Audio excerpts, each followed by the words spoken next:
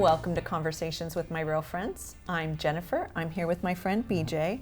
BJ is a real estate broker, and in his spare time, he volunteers for the Board of Realtors at multiple levels. So that advocacy, you've been doing this for the benefit of real estate agents.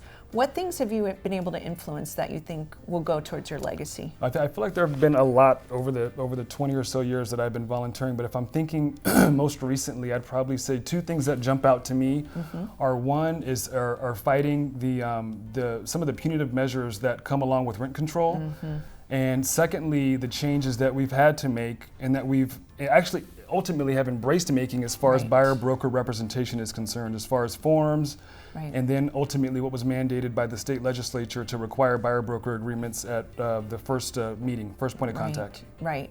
Well, I mean, think about from a consumer standpoint, I've been advocating for buyer broker agreements for as long as I've been in the industry.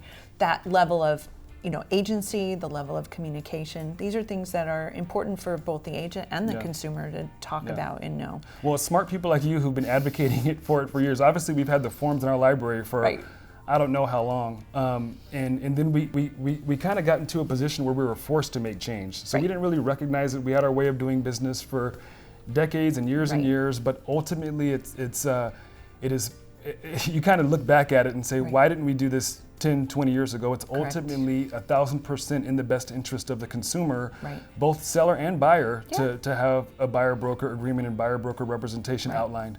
So, sometimes we get to a place the wrong way, or maybe not the way we would like to get there, but we get there.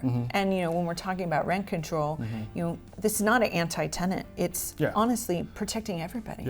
I think that's kind of a misconception, is that it is anti-tenant, or that realtors or even owners for that matter don't want the tenants to have rights. That's not the case at all. I mean, tenants they deserve to have rights. But I don't think they should be, in the industry in the broader sense, doesn't think they should be punitive to homeowners.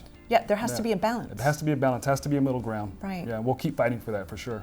So that's what this is, right? We're, people like us are out there fighting for balance. A balance, exactly, at every level.